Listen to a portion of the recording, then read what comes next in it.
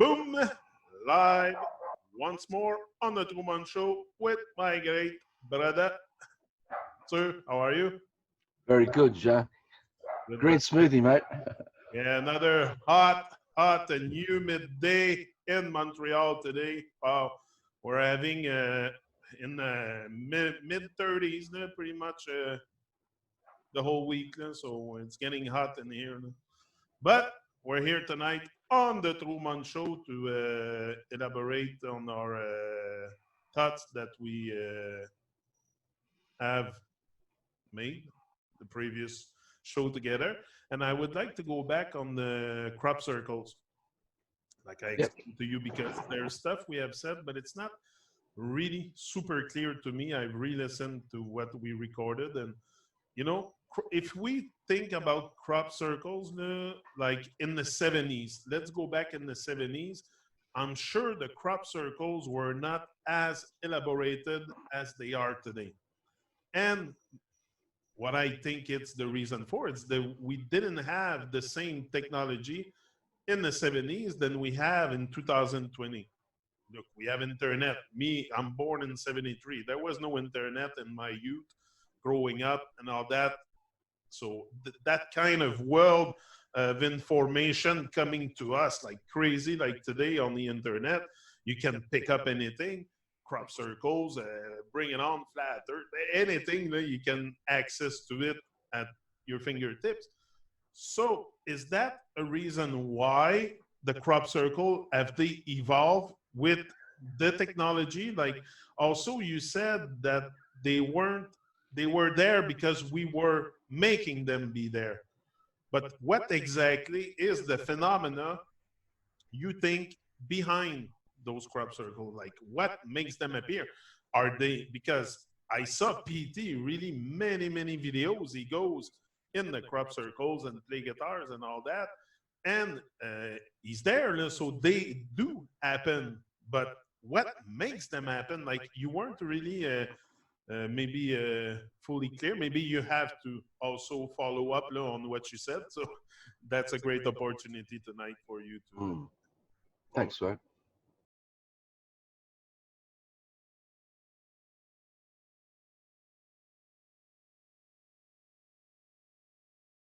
I've come from a background back in the 1970s, 1980s. I had an interest in crop circles.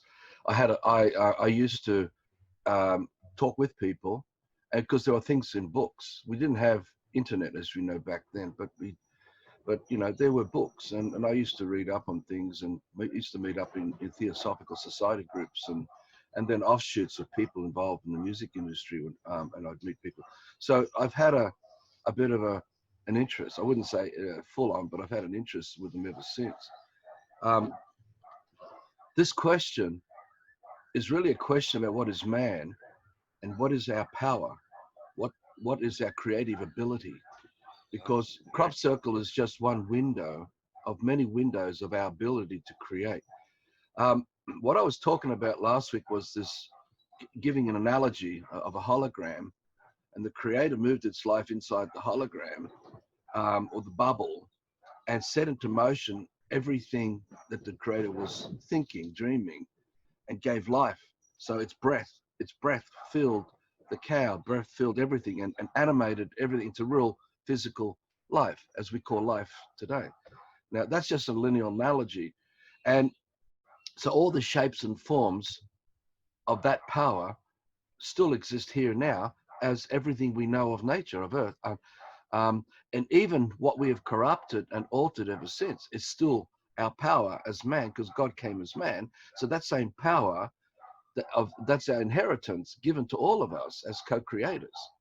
So the only reason why things are different when we compare something like an almighty God and a man, a little man, is because of what's been done between our ears, the kind of brainwashing and the emotional traumatic stuff that comes with this brainwashing that has, what I mentioned before, it's like the levels, like God came into the dream of life like that, and then we, as man, created man, God created man, created man, we went from that to that through our dreaming. And so we became less and less and less conscious of what the hell we're doing and what we're creating. So if you look at for example, if you look at a sand pit, and there's tools in the sand pit, and we can hop inside the sand pit as kids, and we can start making shapes in the sand pit. We can make bucket samples, whatever, castles, whatever we want to make. In that same three-dimensional holographic image, we are creating shapes through our dreaming in the water of our breath, in this domain we call life, inside that. Or if you want to look at it like plasticine, it's like the whole of the dream of life is like plasticine, and we're just making shapes all the time, all right, and passing those shapes on to our kids. So from that kind of perspective, this is how I'm looking at it, is that I'll give another one of the analogy. I should explain another one because it's about the Christian one, where people fall into the image of Jesus, for example.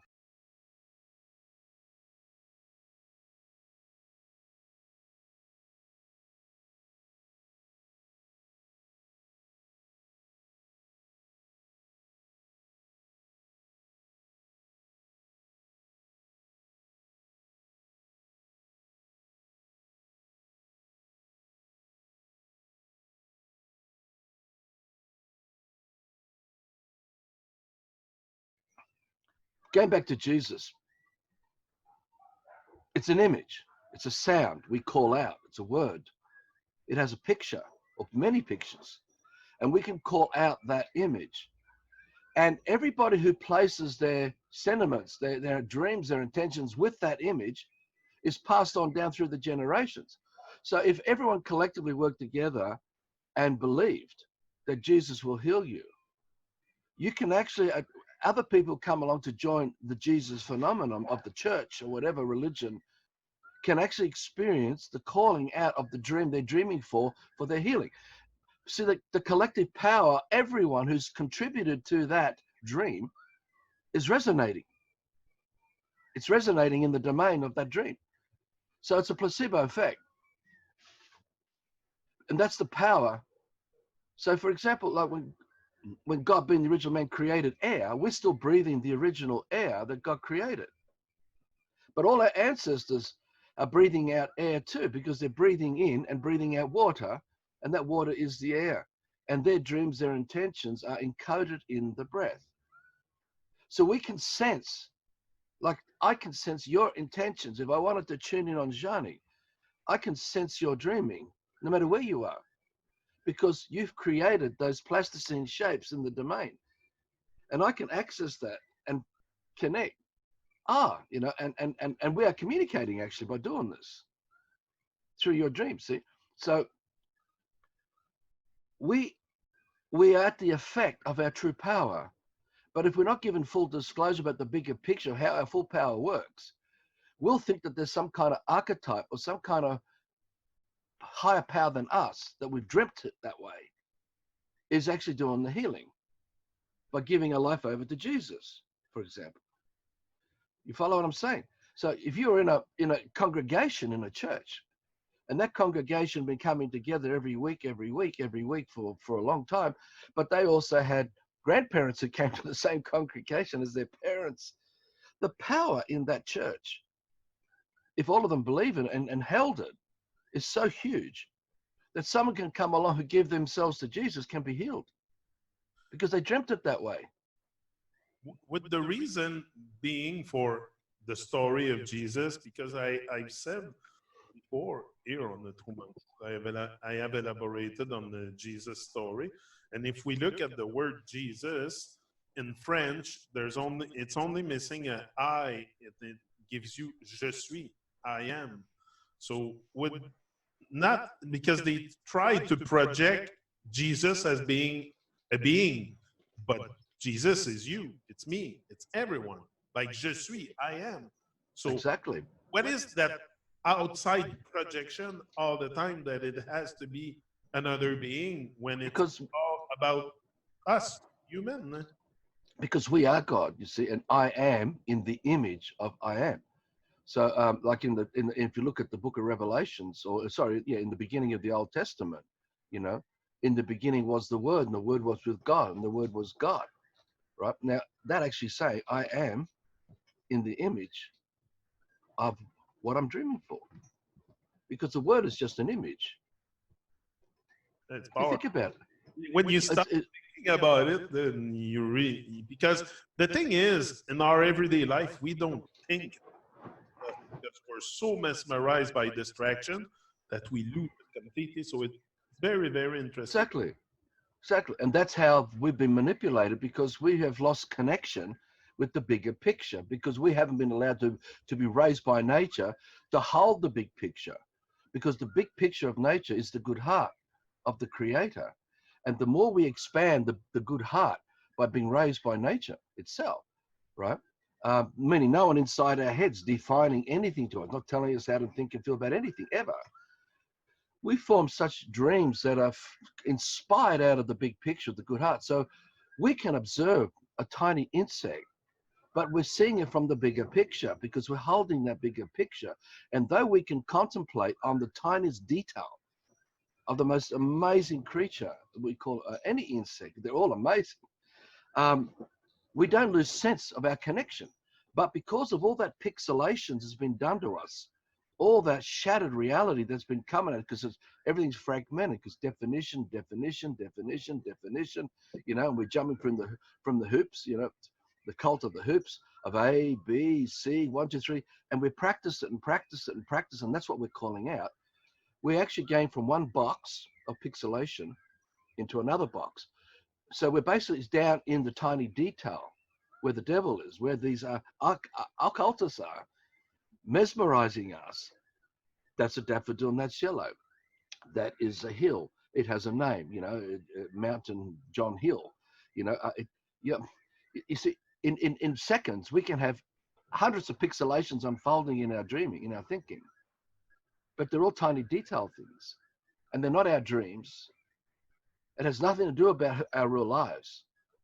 But we have fallen down to the matrix of this pixelation. And we're all operating inside there. So like when we're talking English, we're down in the tiny details of the pixelations of this calling out of English.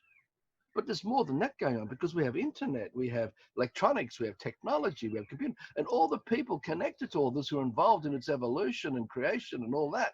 And then on top of that, there's a house, or in our case, a camper trailer, and everything that happened in the house, and and then there's water coming through the pipes into your house. Like there is so much detail in the tiny pixelations, right? That we don't think about the big picture anymore. We're thinking about, I've got to stop now. We've got to stop this interview. We've got to go to work. We've got to make money. I've got to get, because I have these other things I've got to do to pay my bills. So our head is spinning and spinning and spinning and spinning and spinning with this fragmented pixelation, like on the monitor, right? So we can't hold the big picture anymore while observing tiny detail. We've actually forgotten the big picture, which is the good heart, where all the sentiments of the good heart is out front. Compassion, empathy, respect, do no harm, support, honesty, sincerity, truth. It goes. Look, there are so many sentiments of the good heart, right? That all that has fragmented now and it's been shattered down into the tiny details, where we've had to learn to survive the lie of this life, and the Janik's name and Arthur's name. And most of us have been trained to lie. So we actually lie about so many things and committing fraud about this lying, because we're claiming all these things, these pixelations, these definitions to be true, when they're not true at all. But worse than that, we're saying that the system, or this is the way it is the best we can be. And, we've been brought up like that in books and stories and in kindergarten and preschool. And it's just, we're compounded, and with everyone else around us also being got at, we think this is it. This is the best we can be. And so we've dreamt ourselves being fallen. We don't think of it like that, but we're in the pixelations of all the tiny details, unable to hold a big picture all the while. So we can't sense what's going on.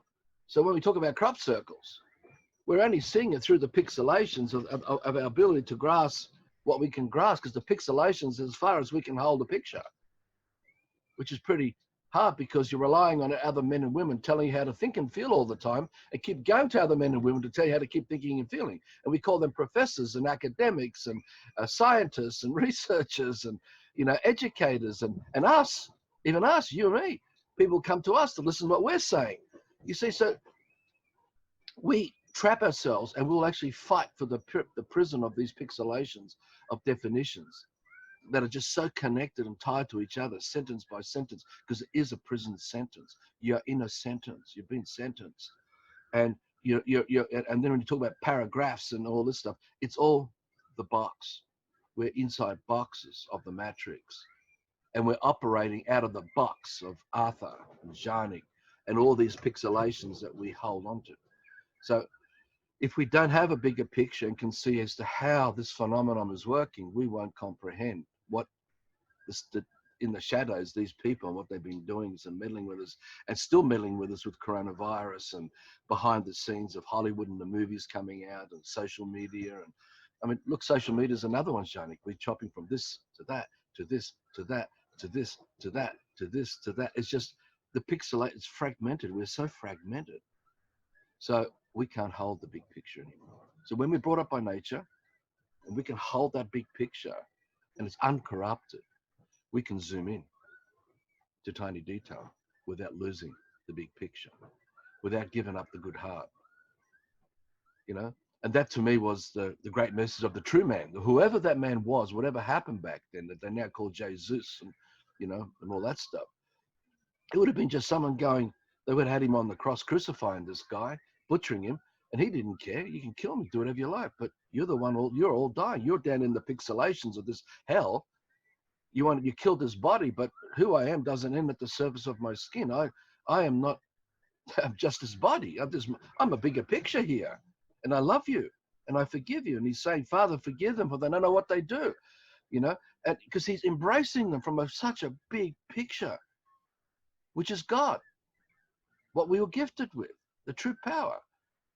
And though these people might have been laughing at him and others scorning him and whipping him and belting him and putting spears into him and until he dies and they kill him on the cross, he's not the one who's died. They have all died because they don't know who they are. They're all trapped down in the pixelations and have not woken up. And he's surrendered his life. He gave them a gift to help them to remember who they are. Come back to the bigger picture. I'm your brother, you know. I'm your sister. You know, I'm your equal partner. We don't need to be like this, right? So that would have been the reason. The power of this is why in the stories of the Bible were twisted about why you have Christians in the Colosseum being killed by the lions and the gladiators and that, because they didn't care. They weren't in fear. They just weren't going to sell out. They're not going to die because they know who they really are. So that carries on. But if you have fallen down and that's all you are and that's all you know, you die there. And if it's all you've got in your head are definitions and nothing else, you've never created any dream at all unique to you, you're gone forever. And that's what the true message of the man looking down over all of them and saying to them, you know, why do you want to be like this? We can be better than this. We are better than this. And showed them a way out.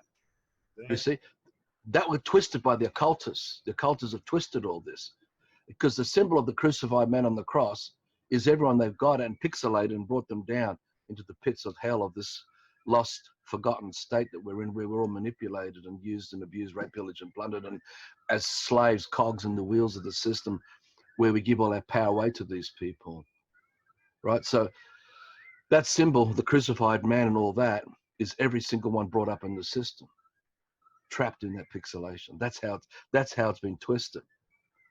But look, that symbol is powerful because people wear it in their neck, the cross. Yeah, exactly, because they're the perfect slave.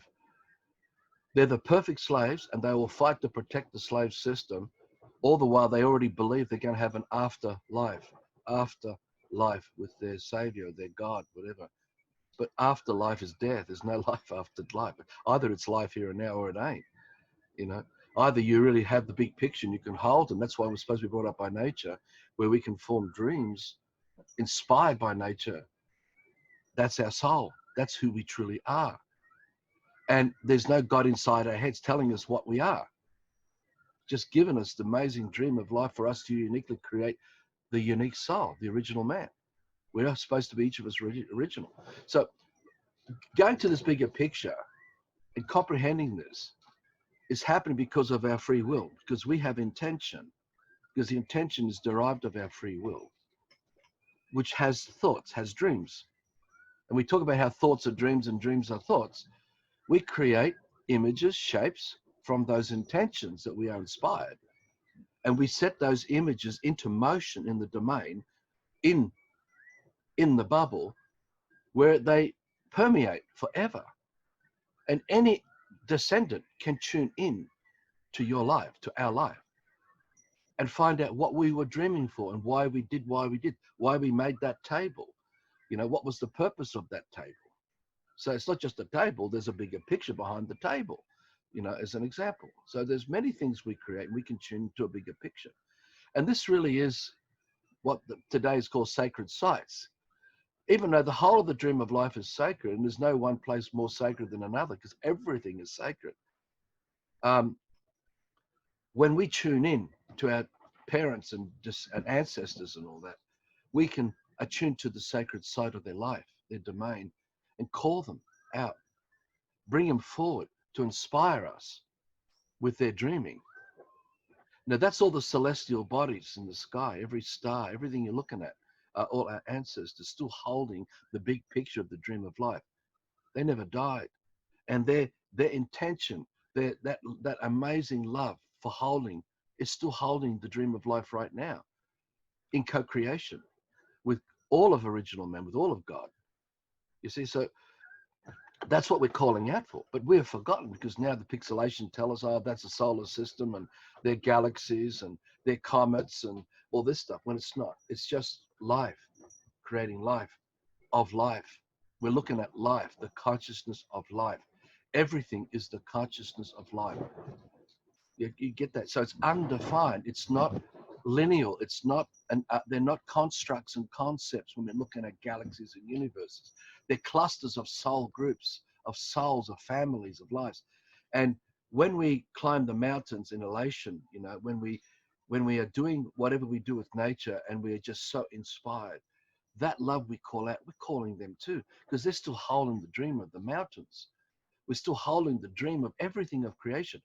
And that's why the occultists created chemtrails. That's why occultists created all the weather modification, because see, the weather is in our dream. We create the weather because we dream it by our intentions.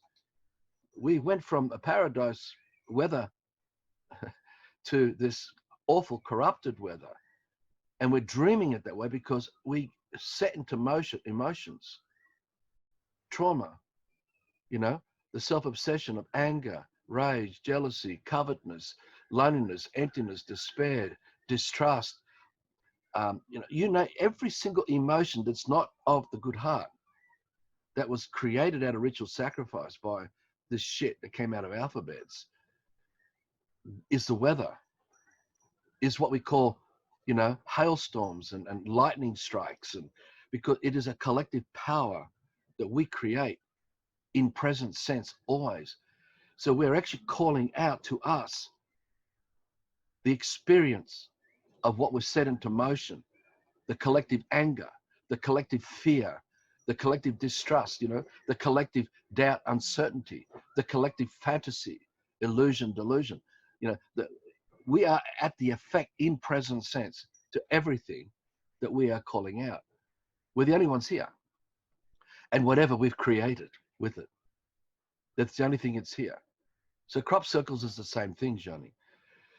You can enter into a dream and then pass that dream on through words to another man who can also be calling out the dreams of the mathematical configurations and all that.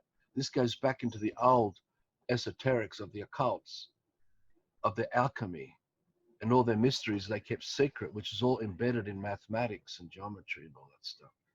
Because if you look at the compass and square, the symbol of Freemason, right? You've got the G in the middle, and the G, right, is God, but it's the God of the intention for one world government. So that God is Jesus, or because Zeus is one world government. Jesus or Jesus is just a landlord, a one figurehead power over the whole of earth, the Antichrist, is just one man representing the pyramid structure of all that bloodline family with the intention for complete power control over all of man all across earth. And so that was encoded in the Bible, and it was passed down as an intention, encoded in the Bible. So we went from the Old Testament of overt slavery, using this symbol archetype of Moses, into the New Testament of covert slavery. So we went from Egypt, the system of overt slavery, into the current Western world system of covert slavery, from overt to covert. And so the transition, and across the 40 days of the desert, 40 years and all that, they're all symbolisms of this, what's been done inside our heads, this brainwashing through our generations of our ancestors up to us, and what we're going to do to our kids and what we pass on. See, so that image of the Bible is what we set into motion and give it power. And if we don't know what it is we're giving power to, because we're caught up just giving love to Jesus because we love Jesus, and we don't see the bigger picture of the Bible itself, all our life energy is directed to all these other places too, benefiting all those who are holding this dream of the Bible. Because it's at end times, right? It's a grand plan, the G, grand plan, right? Grand deception. So, let's like the word goal, the G, goal. Owl, goal. The goal, their goal is the G, owl. The goal. You follow? Yeah. This is what these people do in their phonetics and etymology. So we don't realize the power of our life energy and its effect when we direct it into things that we've accepted as part of our reality. And we call it upon us, because when you call out, you're creating, you're calling it out. Well, it's just like we call our ancestors when we love the mountains, and when we look at a bird or a butterfly, we're actually calling out to all our ancestors, because they're all part of the co-creation of the dream of life that you're experiencing now. That life is their life that you are living as this life, and your descendants' life is your life, and the life of everyone we've co-created, because we're breathing air, putting air every time as water, and all that intention, all that collective dreaming. So packing it all in as small as I can. It's a lot of plasticine work going on in here. We're all shaping and creating models, So in the same way, that placebo effect, Johnny, we're just calling out to the images that came into our consciousness. Like you're going to talk about animation of cartoons, and you have someone gives you a film, and you put it in the projector, put the projector light on, and light blows onto the cinema screen, and you turn on the roll of film, and going through the roll of film is the animation on screen. You're watching this animation. Now that's exactly who we are, what we are. You get scripts or scriptures put in your head. You're calling out these images, and your life energy is the illumination. This is the occultist illumination of the all-seeing eye. I am that I am. You see, because we are the ones creating everything. We don't realize that we're creating it all. So we subject ourselves to slavery because we're creating that. When they call you in the courtrooms, they call out your name, they're calling out their subject if you are their subject. That's why this man pulled out of the system and doesn't operate in their will under their name. I haven't been in their system since 2006 because I am not their slave. I've refused to support their dream. That's why I pulled out. So I don't have tax file number. I don't have credit card. I don't get government handouts. I don't have Medicare. I don't have anything. I just have my wife who carries all that, but she gives her good heart to me and gives me shelter and allows her to do what I do. And that was her free will choice. This is this man's free will choice. So we work one in, one out.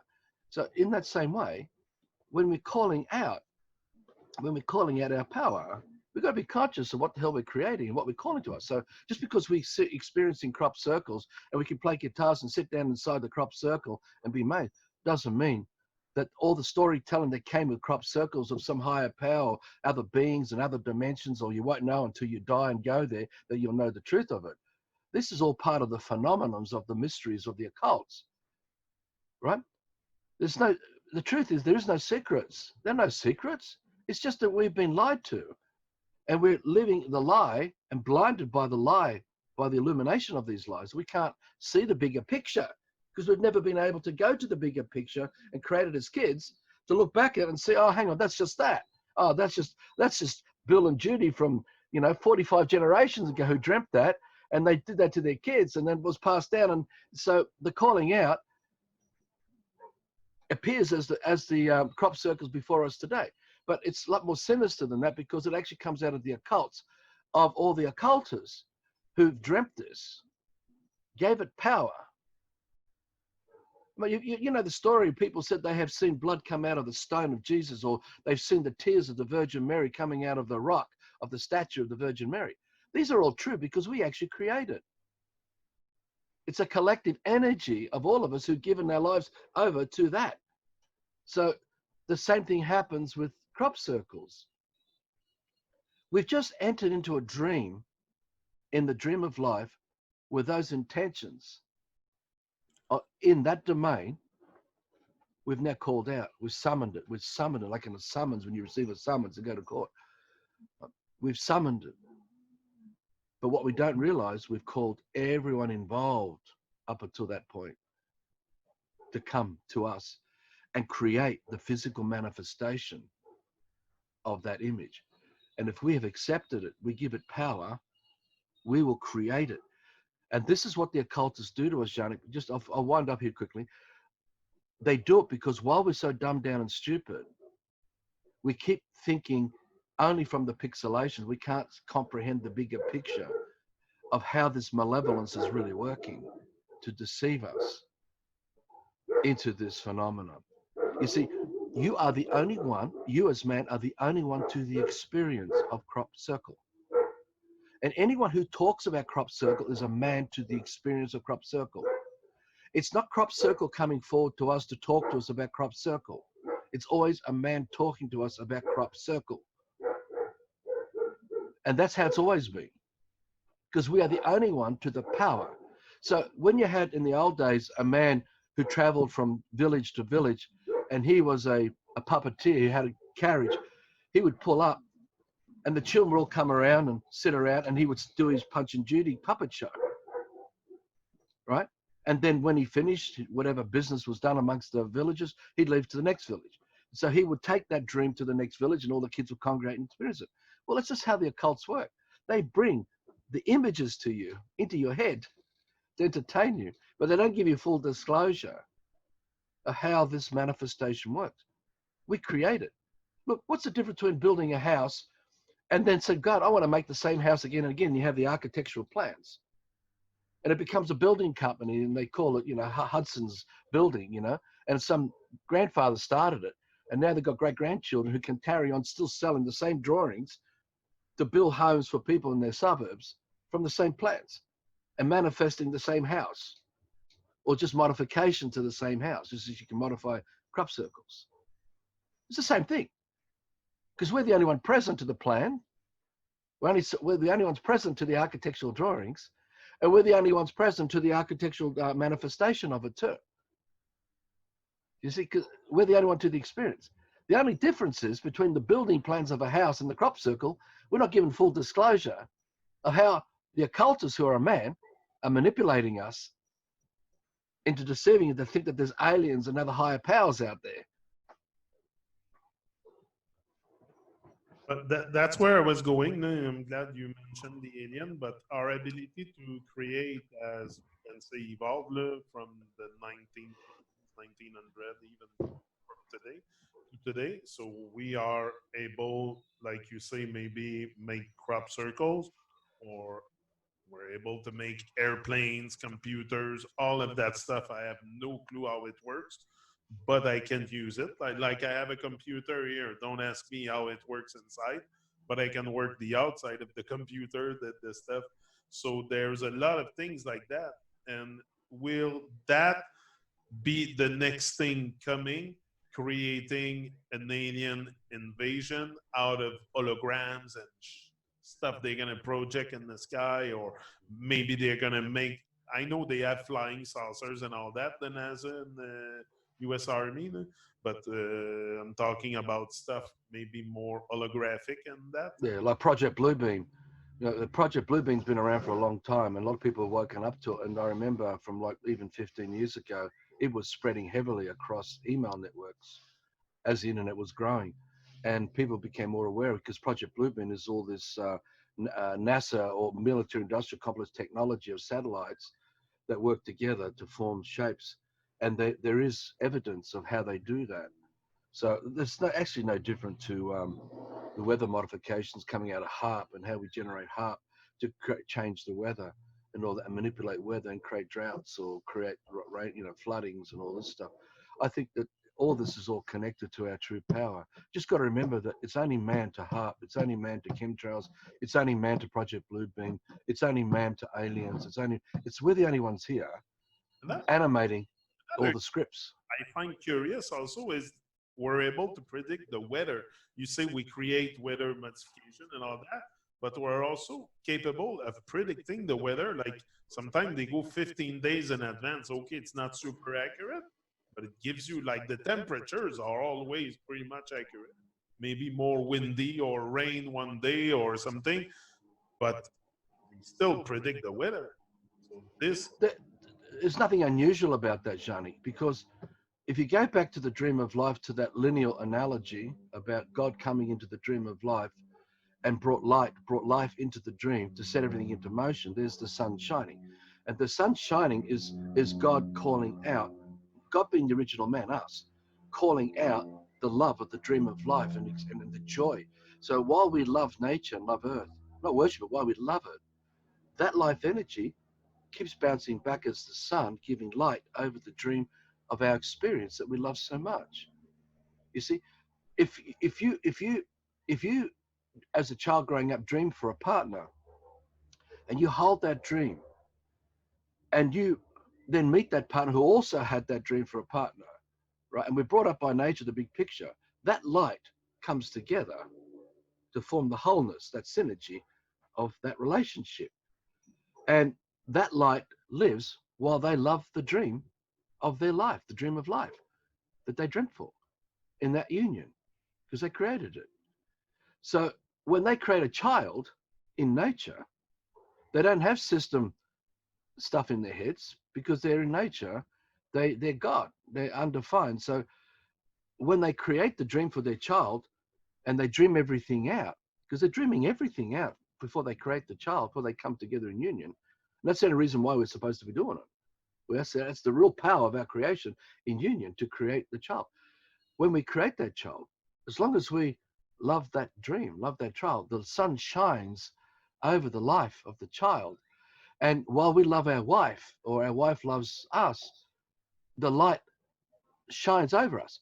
But if one of us stopped to love the other, we give up that love. We stop serving that love, that life. The sun will fade away and die and be no more. You find, because there's nothing there. It's gone. They walked away from it. They gave it up. And that's the whole system, is part of that pixelation. People do it all the time. They can't hold a dream of life and create a magnificent relationship that has no emotion involved in it and experience that from that big picture, right? There's nothing mystical about this. There's nothing, there's no spiritual mountain to climb. It's something built into all of us. We've all got this ability here and now. It's just that while we love the dream of life, the dreams of life, our life, the sun shines because we give it life energy and we're calling it out all the time. So it's the same thing going back to these things we're talking about with crop circles and all these things. While we love this, the mysticism, the storytelling, and all the fascinations and all that suck us in, and the temptations, we're giving light, giving life, and the sun of our life energy of that dream is held over the crop circles. So the same as the weather. While we love the dream of life and we do it from the bigger picture of the good heart, we don't have hurricanes, we don't have cyclones, we don't have tornadoes, we don't have hailstorms, we don't have ferocious, vicious, nasty weather and dark, dark stuff, because we're not dreaming things like that. And when all around us are doing the same, just to talk, so to speak, we're in paradise. We're creating a magnificent paradise, and the weather's consistent. And it's sunny every day and warm and a lovely temperate climate, because everything's temperate, because the good heart is temperate.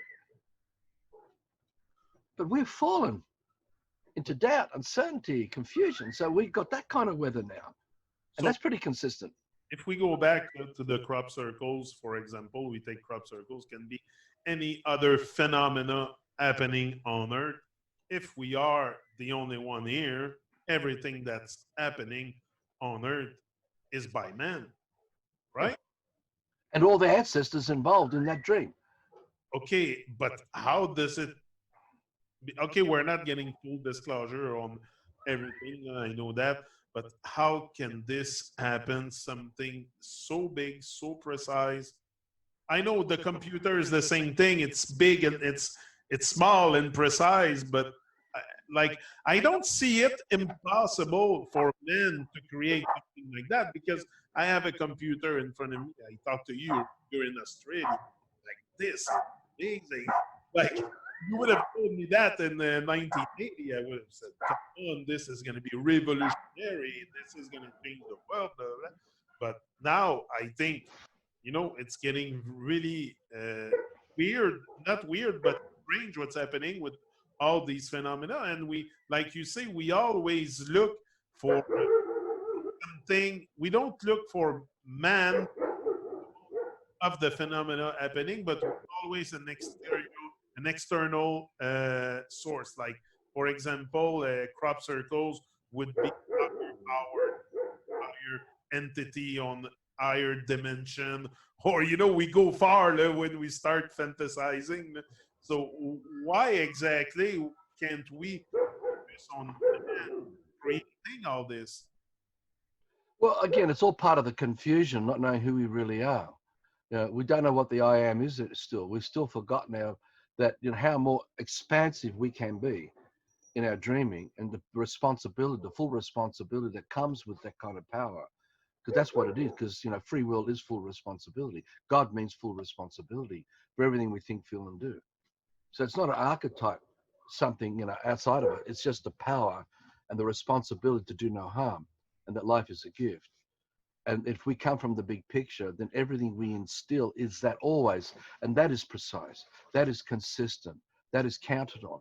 So that's no different to a child being exposed to the precise story of Superman, and the child sitting there looking at the pictures as dad's reading the story of Superman to the child for the very first time, and the child is getting all the precise information of what goes on in the life of Superman or Batman or whatever you want, whatever, something man, Spider-Man.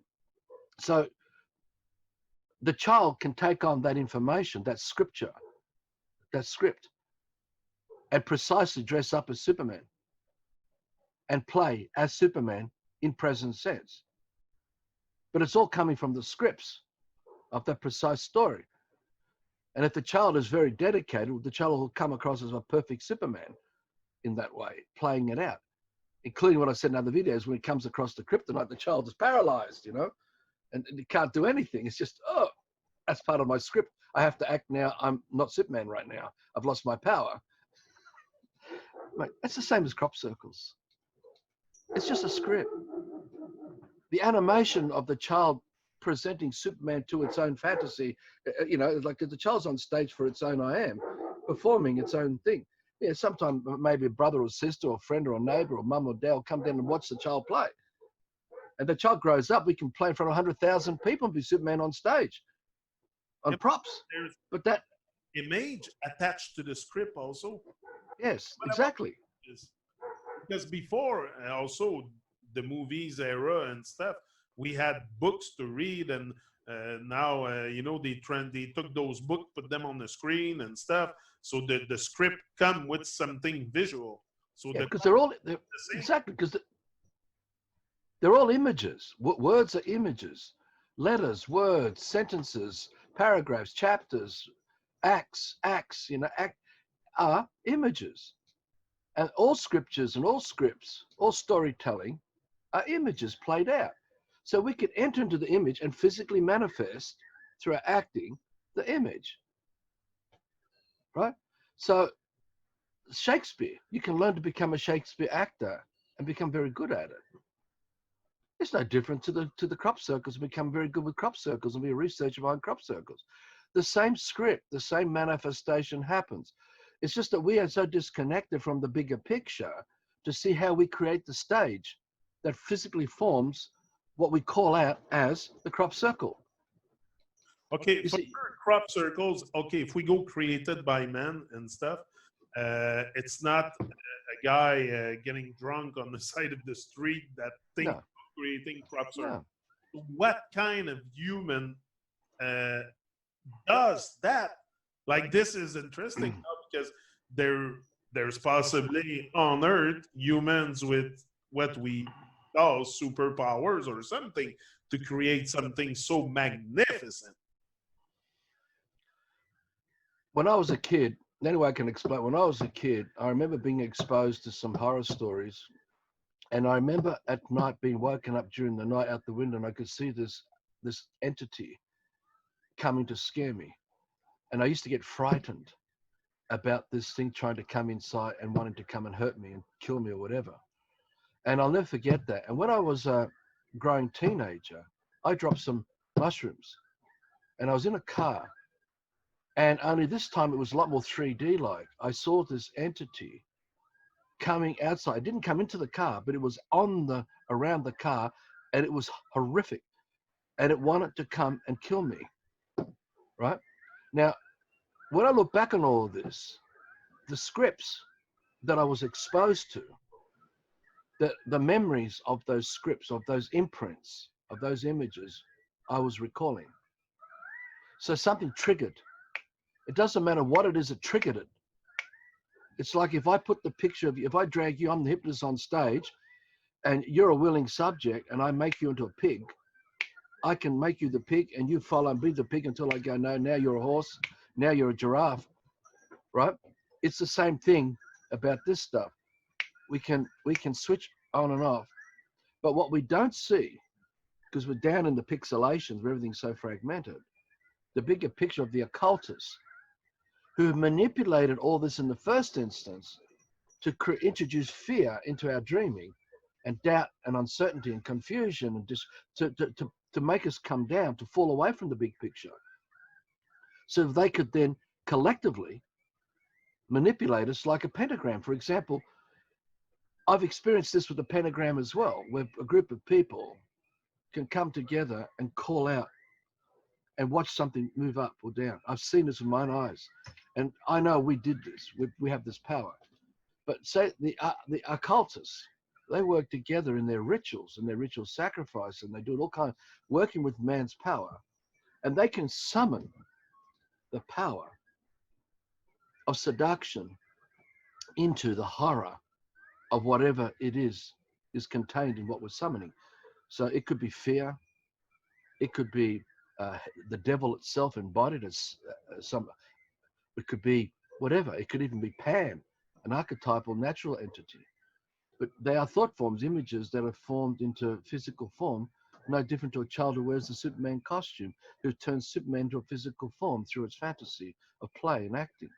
So we have the power to summons.